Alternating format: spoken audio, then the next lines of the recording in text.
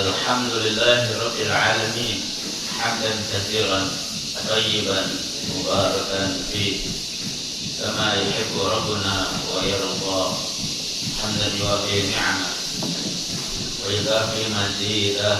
نحمد الله ونستعينه ونستغفره ونستهديه ونستنصره ونؤمن به ونتوكل عليه ونعوذ بالله من شرور أنفسنا ومن سيئات أعمالنا.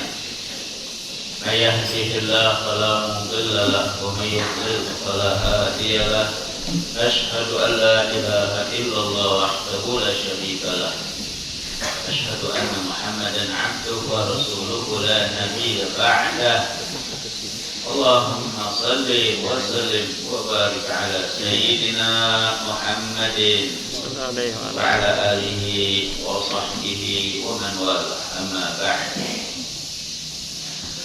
قال الله تبارك وتعالى: أعوذ بالله من الشيطان الرجيم. والذي بعث في الأميين رسولا يتلو عليهم آياته ويزكيهم ويعلمهم الكتاب والحكمة وإن كانوا من قبل لفي ضلال مبين. وقال الله تبارك وتعالى: يا أيها الذين آمنوا كتب عليكم الصيام كما كتب على الذين من قبلكم لعلكم تتقون. وقال رسول الله صلى الله عليه وآله وسلم: خيركم من تعلم القرآن وعلمه. في حديث آخر: من صام رمضان إيمانا واحتسابا غفر له ما تقدم من ذنبه. رواه البخاري كما قال عليه الصلاة والسلام. Para alim ulama yang saya muliakan dan saya cintai, para hadirin sekalian, para santri dan sahibul hajah di hari ini, Ananda Al-Fatar Rafiq bin Asep Ali Rosadi. Kang Asep zaman Bu Asepnya ada? Masya.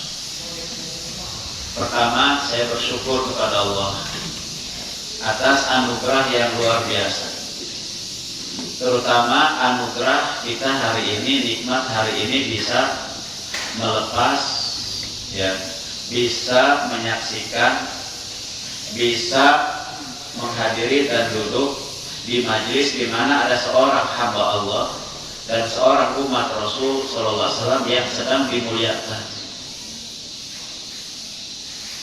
Bagaimana tidak dimuliakan? Dia berhasil simaan kubro 30 juz Al-Quran. Karena kemuliaan Al-Quran dijamin di dalam Al-Quran dan di dalam As-Sunnah. Kemuliaan ahli Al-Quran pun diletakkan, dituliskan dalam Al-Quran dan As-Sunnah. Bahkan tadi hadis yang terakhir saya baca, sebaik-baik kalian adalah yang belajar Al-Quran dan mengajarkan Al-Quran. Termasuk nanti yang akan dicemburui di hari kiamat adalah ahli-ahli Quran. Karena jangankan ahli Qurannya, orang tuanya saja dipakaikan mahkota kehormatan, kemuliaan di surga. Itu orang tuanya. Orang yang dia hafiz Quran, ahli Quran, dia akan diberikan kesempatan memberikan 10 syafaat pertolongan kepada 10 keluarga, ya, diberikan syafaat untuk memberikan pertolongan kepada 10 keluarga yang wajib masuk neraka jahanam. Itu jaminannya kan. Ya teh. Gimana kamu lihat coba? Kalau hari ini orang jadi insinyur, jadi dokter, mungkin dapat pahala ketika niatnya karena Allah dan dengan cara Rasul Sallallahu Alaihi Wasallam. Tapi kalau jadi hafiz Quran, memang sudah dijamin pahalanya. Pahalanya sudah dijamin dalam Al-Quran dan kemuliaannya sudah dijamin dalam As-Sunnah. Makanya orang-orang zaman dahulu, anak-anak mereka di bawah usia 10 tahun itu rata-rata sudah hafiz Quran. Ya, di tahun 100 Hijriah, 200 Hijriah, 300 Hijriah, 400, 500, 600, 700, 800 Hijriah, 900 Hijriah. Itu masa-masa di mana masih terlalu banyak anak-anak umat Islam yang usia 10 tahun ke bawah sudah hafiz Quran. Taruhlah di tahun abad kedua, antara tahun 101 sampai 200. Contoh aja, yang paling kita kenal Imam Syafi'i. Imam Syafi'i itu hafal Quran usia 7 tahun. Seperti Imam Asyuti itu ulama 800-900 Hijriah. Hafal Quran juga sama, usia 8 tahunan. Itu yang abad ke-2 Hijriah, ini yang abad ke-9 Hijriah. Jadi usia di bawah 10 tahun itu, hadirin yang mulia, umat Islam mengkader anak-anaknya jadi hafiz Quran. Sehingga dari anak-anak yang hafiz Quran ini, ketika mereka mulai belajar ilmu syariah, berkembang luar biasa. Hafalannya terjaga. Barokah Quran bersama ilmu syariah mereka. Imam Bukhari hafal Quran ketika usia 10 tahunan kurang lebihnya. Mulai setelah itu beliau menghafal hadis, maka hafalan hadis luar biasa. Ketika beliau berusia remaja, Imam Bukhari beliau belajar hadis kepada masyaikh, ulama-ulama dengan teman-temannya. Sehari, 2 hari teman-temannya nulis hadis. Imam Bukhari gak nulis, diam aja, dengerin. Sehari, 2 hari, 3 hari, seminggu, sampai kurang lebih 2 minggu, teman-temannya bersama Bukhari datang ke berbagai ulama dengan hadis ditulis, dengan hadis ditulis, sehingga terkumpul ribuan hadis. Teman-temannya mengkritik, Muhammad, nama Imam Bukhari kan Muhammad bin Ismail bin Ibrahim. Muhammad, ya, didinya, kamu ini menyia-nyiakan waktu. Ini kita udah 2 mingguan, udah ketemu banyak sekali ulama, ribuan hadis udah ditulis. Ini kami nulis ini.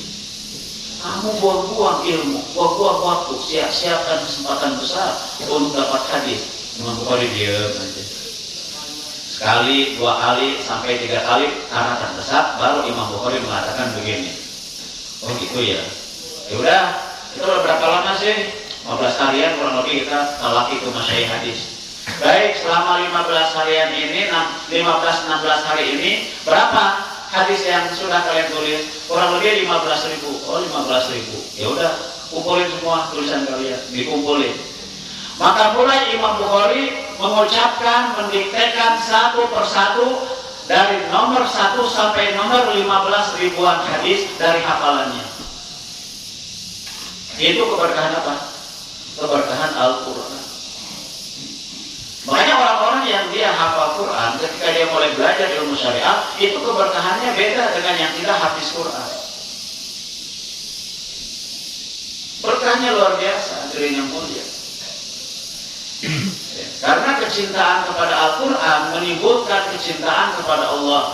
Kecintaan kepada Allah akan menghasilkan maghfirah, derajat yang tinggi, barakah, kemuliaan, kemudahan hidup, kedekatan dengan Allah, karomah, ma'unah, hidayah, taufik, izzah, ma'iyah, huruf. Allahu Akbar.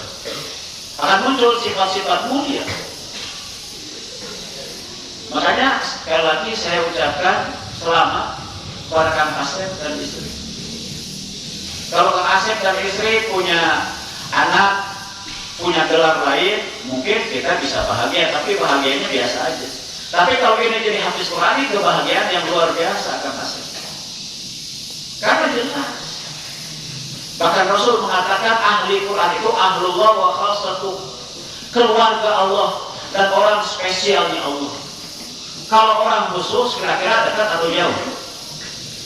Nih misalkan Kang Asep, ya Kak, Kang Ahmad Yani mengatakan ini keluarga saya, kalau ini keluarga khusus. Menurut Kang Ahmad Yani, kalau disebut keluarga khusus itu yang paling dekat atau yang agak jauhan? Pasti yang paling dekat. Kalau seorang Faraud mengatakan ini keluarga khusus saya, spesial, khusus, pasti fasilitasnya khusus tidak? Khusus, kapan aja bisa nemu kita. Ahlullah wa khassatuh itu gelar yang Allah berikan kepada hafiz Quran.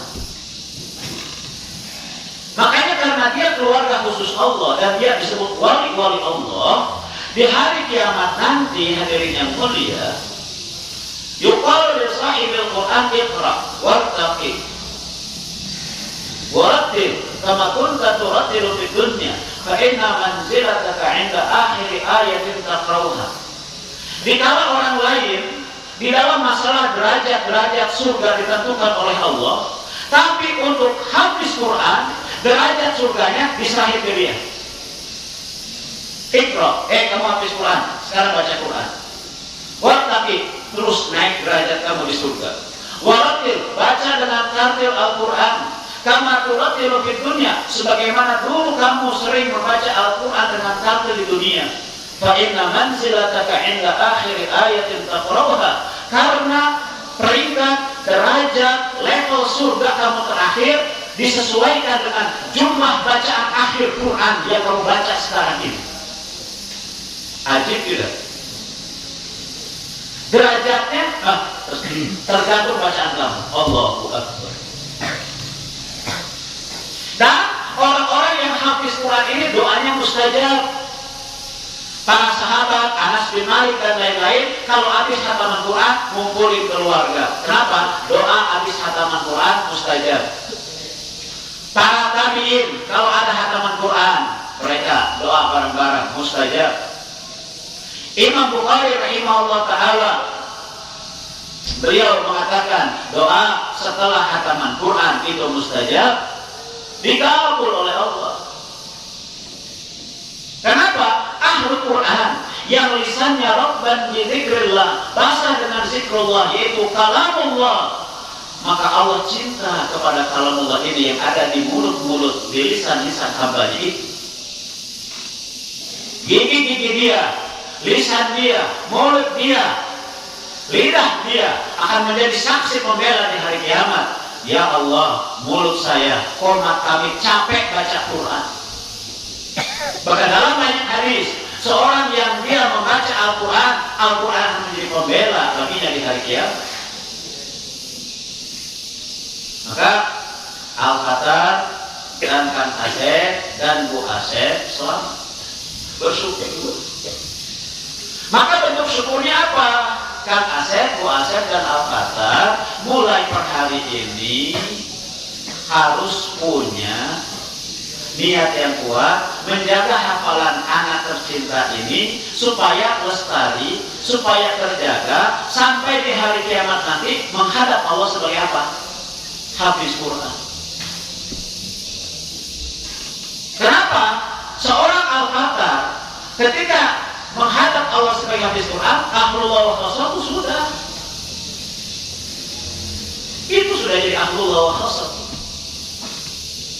Kalau Al-Fatar hari-harinya nanti setelah selesai dari pesantren ini buka majelis-majelis Al-Quran, dia ahlullah wa khassatuh Kang Asep. Dia bukan pejabat, dia bukan tokoh, dia ahlullah. Ketika dia basah mulutnya dengan Al-Quran hari-hari, dia doa mustajab. Makanya kenapa doa-doa ahlul Quran itu mustajab? Karena hari-harinya basah dengan zikrullah.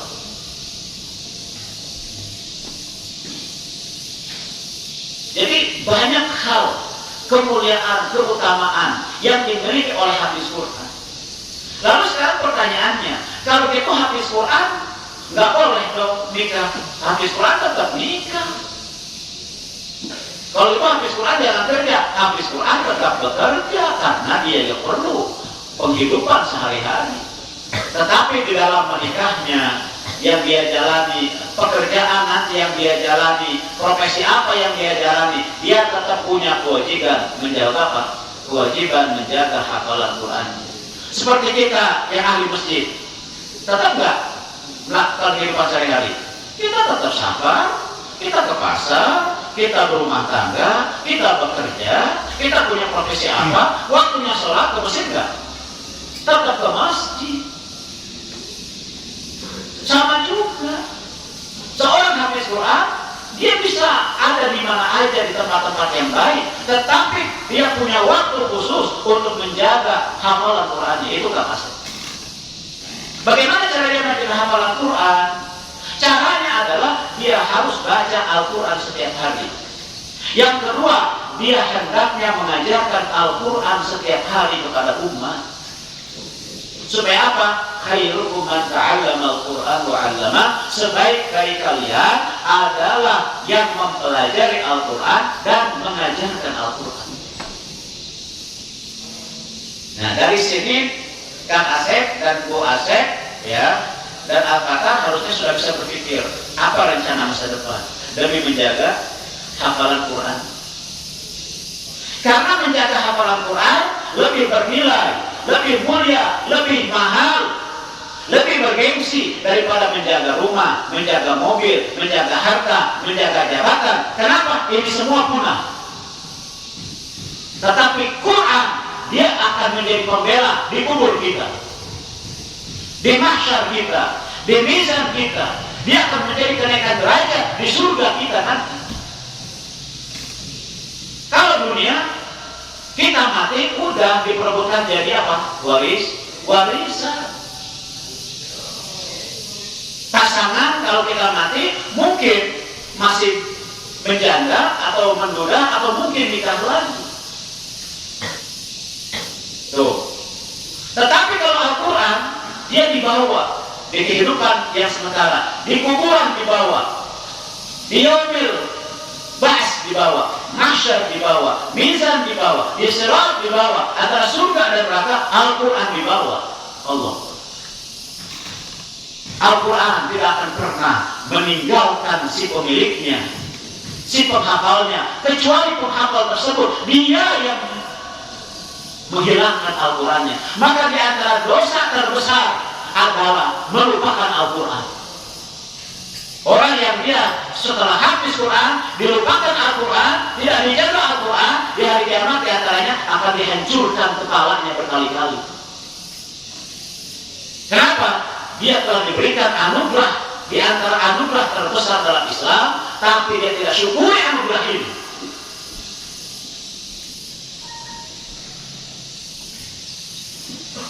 Kufur kepada nikmat. Allahu Akbar. Kalau kita menyia-nyiakan makanan aja disebut mubadzir. Mubadzir itu adalah saudaranya syaitan yang ada. Iya enggak? Bagaimana kalau orang menyia-nyiakan Al-Quran? Bukan mubadzir lagi, lebih di atasnya. Tuh, Bapak Ibu yang mulia. Apalagi sekarang kita bulan Sya'ban, jelang Ramadan beberapa hari lagi. Bulan Sya'ban kata Salamah bin Kuhail disebut oleh salafus shalihin sebagai Syahrul Qurra. Apa? Sebagai bulannya para penghafal Quran. Di bulan Sya'ban para penghafal Quran meningkatkan kuantitas bacaan Qurannya. Makanya ada riwayat, berapakah sebaiknya Al-Quran dihatamkan? Rasulullah SAW mengatakan, man qara Al-Quran fi aqalla min thalasin lam yafqahhu. Barang siapa yang menghatamkan Al-Quran ya kurang dari 3 hari, dia tidak bisa memahaminya. Ya. Abdullah bin Mas'ud radhiyallahu mengatakan, man qara Al-Quran fi aqalla min thalasin fa huwa rajizun. Barang siapa yang menghatamkan Al-Quran kurang dari 3 hari, maka dia akan mengalami kekurangan pahaman dalam Al-Quran. Ya. mulia, Nabi SAW dan para sahabat mengatakan bahwa Al-Quran itu dihatamkannya 3 hari sekali secara umum. Sifatnya umum, 3 hari sekali umum. Terlalu banyak riwayat. Sehingga orang-orang zaman dahulu yang ahli-ahli Quran suka menghatamkan Quran 3 hari sekali. Lalu sekarang ada pertanyaan, selain 3 hari, berapa hari lagi? Diterangkan di sini. Ya, Alqamah radhiyallahu an, muridnya Abdullah bin Mas'ud, yahtimuhu fi khamsin. Beliau suka menghatamkan Quran 5 hari sekali, itu Alqamah. Ya. Wa kana Aswad yazidu yaqra fi sittin. Imam Aswad yang merupakan muridnya Sayyidatuna Aisyah radhiyallahu anha suka menghatamkan Al-Quran 6 hari sekali. Imam Ibrahim An-Nakhai, wa kana Ibrahim yaqra'u fi sab'in. Imam Ibrahim An-Nakhai suka menghatamkan Quran 7 hari sekali. Wa qala hadatsana Abdullah bin Daud an Hisham bin Urwa qala kana Urwa rahimahullah ta'ala yaqra'u Al-Quran fi kulli sab'in. Sayyidina Urwah bin Zubair rahimahullah ta'ala suka menghatamkan Al-Quran 7 hari sekali. وقال حدثنا الثقفي عن عمران بن حدير عن ابي مدلال رحمه الله تعالى قال كان يؤم الحيض في رمضان وكان يختم ب70. Abu Midlal, salah seorang tabi'in di masanya, beliau suka menjadi imam taraweh di bulan Ramadan dan menghatamkan Al-Quran dalam taraweh 7 hari sekali, 7 malam sekali. Berarti kalau seorang Abu Midlal menghatamkan Quran dalam tarawehnya 7 hari sekali, semalam berapa juz? Semalam berapa juz? Minimal 4 juzan. Jadi yang ingin tarawehan gaya Nabi, gaya salafus sholihin, ini dalil-dalilnya. Oh, Bapak Ibu yang mulia, Allahu Akbar. Ini contoh ya, Masya Allah. Jadi dipersilakan dalam hadis Nabi SAW mempersilakan orang untuk membaca Al-Quran 40 hari sekali, sebulan hatam, atau 15 hatam, 10 hari hatam, 7 hari hatam, 6, 5, 3 hari hatam, dipersilakan. Secara umum seperti itu. Bagaimana sekarang ada pertanyaan dengan orang-orang tertentu yang punya kemampuan tertentu yang tidak dimiliki oleh orang biasa, kemampuannya lebih, boleh enggak menghatamkan Quran kurang dari 3 hari? Seperti barusan Al-Fatar. Al-Fatar ini dia sebetulnya hataman Qurannya dari hari Jumat. Ya, hari Jumat baca berapa juz hari Jumat ya? Hari Jumat dia 19 juz. Hari Sabtunya berapa juz? 11 juz. Sampai jam berapa 11 juz? 11 ya. Jadi Al-Fatar ini menghatamkan Quran 30 juz sebetulnya sehari setengah. Ya. Karena di hari Sabtu dia cuma apa? Ya, sampai jam 11. Sebentar dia.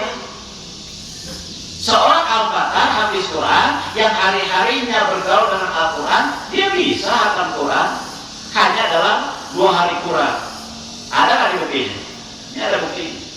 Bagi orang-orang tertentu yang dia punya level tertentu, kemampuan tertentu yang kadang-kadang tidak dimiliki oleh orang biasa, dia bisa hatam Quran kurang dari 3 hari. Allahu Allahu Allah.